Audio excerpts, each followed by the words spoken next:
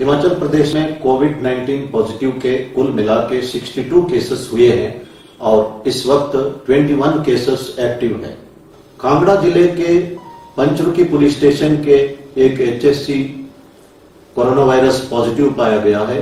यह हिमाचल प्रदेश में police department का पहला केस है जो पॉजिटिव पाया गया है। देश में लगभग 70,000 केसेस हुए हैं और एक ही दिन में 3,600 केसेस हुए हैं और 2,300 के लगभग डेथ्स हुए हैं। ये स्थिति संतोषजनक नहीं है। इसके लिए हम सबको बहुत ही ज्यादा सतर्क रहने की आवश्यकता है। हिमाचल प्रदेश में सेकेंड बैटल इसीलिए शुरू हुआ कि जो बाहर राज्यों से हिमाचल प्रदेश हिमाचल वासी जो आए थे ये कैरियर बने थे। इस कारण से अब सरकार ने निर्णय लिया है कि जो रेड डिस्ट्रिक्ट से हिमाचल प्रदेश आएंगे उन्हें कंपल्सरीली इंस्टीट्यूशनल क्वारंटाइन में रखा जाएगा और जो ऑरेंज या ग्रीन डिस्ट्रिक्ट से आते हैं उनका मेडिकल एग्जामिनेशन के उपरांत सिम्टम पाए जाने पर वे इंस्टीट्यूशनल क्वारंटाइन में जाएंगे, अन्यथा उन्हें होम क्वारंटाइन में भेजा जाएगा।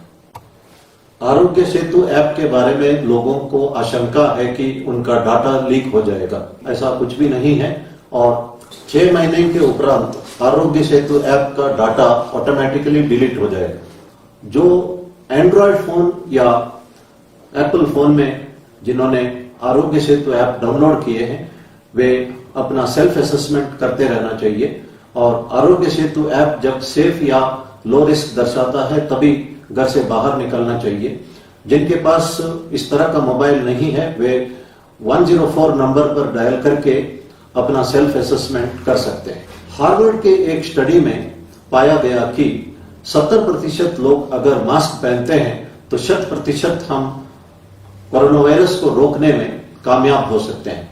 इसलिए मैं उम्मीद करता हूं कि हिमाचल में 70% से अधिक लोग मास्क पहनेंगे तथा मास्क को सही ढंग से पहनेंगे ताकि हम 100% कोरोना वायरस केसेस को हिमाचल प्रदेश में रोक सकेंगे। जब एग्जिट प्लान चलेगा हमें एक्सट्रीम कॉशियस होना जरूरी है और एक्सट्रीम प्रिकॉशन लेने की आवश्यकता है, क्योंकि जर्मनी और साउथ कोरिया ने एग्जिट प्लान के दौरान गलती की थी और दोबारा वहां पे वायरस का वेव हुआ है। इसलिए हमारे देश में जब एग्जिट प्लान होगा हमें सतर्क रहना चाहिए।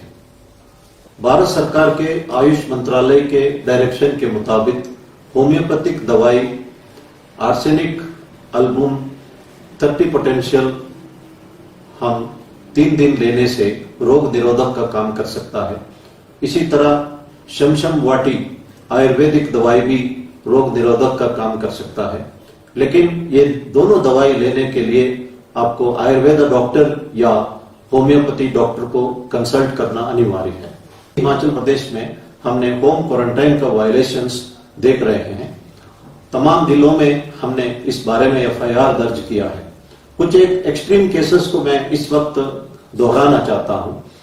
चंबा जिले में जो व्यक्ति वायरस का पॉजिटिव पाया गया था वो व्यक्ति अपने घर के अंदर अपनी बेटी को संक्रमित किया और बाहर पार्टी मनाते वक्त शराब पी रहा था और जिस कारण 2 और व्यक्ति संक्रमित हुए। इसमें यह भी एविडेंस हमारे पास आया है कि एक ही सिगरेट को ये लोग शेयर कर रहे थे और सिगरेट को शेयर करना जो है इट इज सुसाइडल एक्ट। ये कहते हैं कि आप भाई मुझे मार, हुक्का हो या सिगरेट हो, कभी भी एक दूसरे से शेयर इस हालात में नहीं करना चाहिए। WHO के एडवाइस के मुताबिक सिगरेट पीना इस वक्त हानिकारक है। दूसरा इंस्टेंस जो हमीरपुर डिस्ट्रिक्ट में नजर आया, जहां गुजरात से वापस आया हुआ व्यक्ति नाई को बुला के अपना बाल कटवाया और वही नाई अन्य लोगों के घर में जाके भी बाल काटा। इस कारण से हमने एफआईआर भी दर्ज किया और हम अपना कार्रवाई कर रहे हैं। एक और इंस्टेंस हुआ, एक जेबीटी टीचर अहमदाबाद से अपना घर वापस आया था, उसे होम क्वारंटाइन का आदेश दिया गया था, लेकिन वो बाहर शराब लाने के लिए निकल रहा था। उसकी पत्नी ने शिकायत की जिस पर उसे इंस्टीट्यूशनल क्वारंटाइन में रखा गया और उस पर मुकदमा किया गया है। ये बहुत अफसोस की बात है कि इस तरह के लोग बच्चों को पढ़ाते हैं। मैं एक बात स्पष्ट रूप से कहना चाहता हूं, ये कोरोना वायरस एक दिन खत्म हो जाएगा। आप दूसरे राज्यों में जाके नौकरी दोबारा करना शुरू करेंगे, लेकिन इन मुकदमों की वजह से आपको हिमाचल वापस आना पड़ेगा और अदालत में मुलजिम बन के कटघरे में खड़ा होना होगा। इसीलिए इन बातों पे आपको ध्यान देना चाहिए और पुलिस सख्ती से कार्रवाई करेगी। जो व्यक्ति चंबा में दूसरों के साथ शराब पी रहा था और सिगरेट शेयर कर रहा था, उस पर हमने 307 यानी अटेम्प्ट टू मर्डर सेक्शन भी लगाए। हम कठोर से कठोर धाराएं लगाएंगे और सख्ती बरतेंगे ताकि इस एपिडेमिक को हिमाचल प्रदेश में हम कंट्रोल कर सकें। अधिकतर लोग होम क्वारंटाइन का आदेशों का पालना कर रहे हैं, मैं उनको धन्यवाद करना चाहता हूं। एक अच्छा इंस्टेंस मैं बताना चाहता हूं। जोगिंदरनगर में एक रसोई जैसलमेर से वापस आया और उन्होंने उनके घर में सिर्फ 2 कमरे थे, एक कमरे में उसकी माँ और बहन रहती थी और उसने अपने घर के बाहर एक टेंट लगा के उस पर रहने लगा।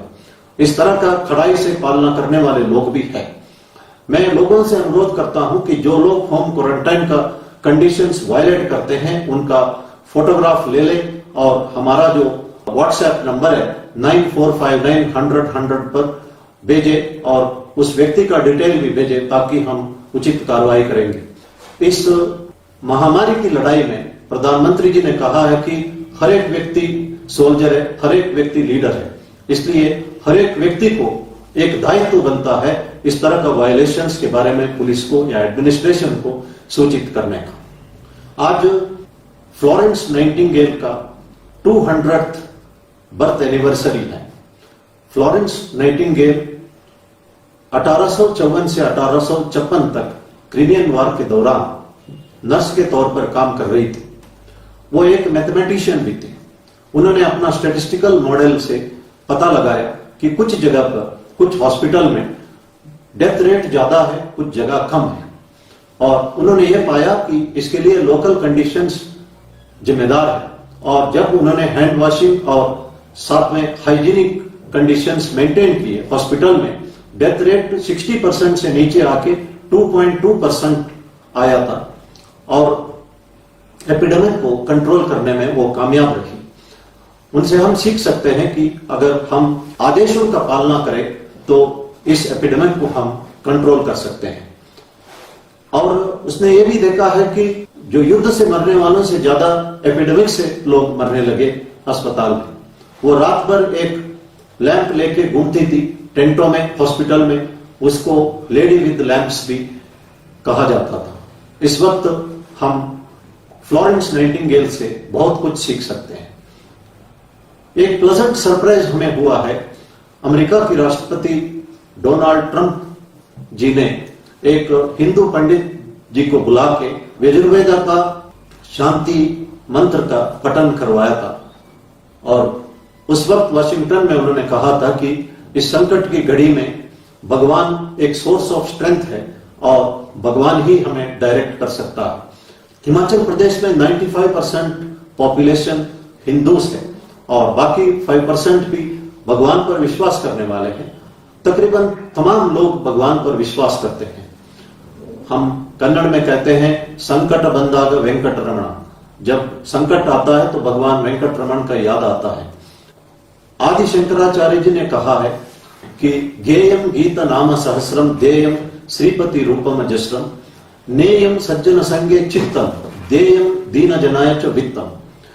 उनका कहना है कि भगवान का सुंदर रूप हृदय में रखे, हमारे मन में या फोटो से उनका नाम स्मरण करें और अच्छे लोगों का संपर्क रखे और अच्छे विचार मन में रखे और इसके लिए अच्छे किताब भी हम पढ़ सकते हैं और गरीबों का मदद करें, एक दूसरे का मदद करें।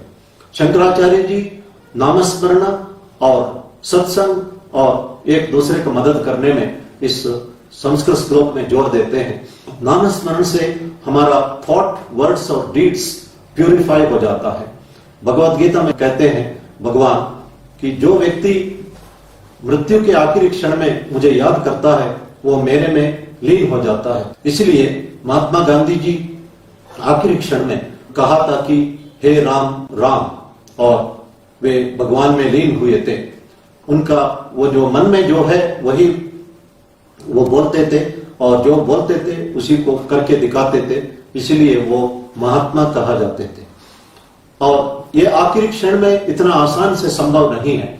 जैसे ओलंपिक का एक दावेक को लगातार दौड़ना पड़ता बचपन से ही, उसी तरह लगातार प्रैक्टिस करने से ही आखिरी क्षण में हम भगवान को याद कर सकते हैं।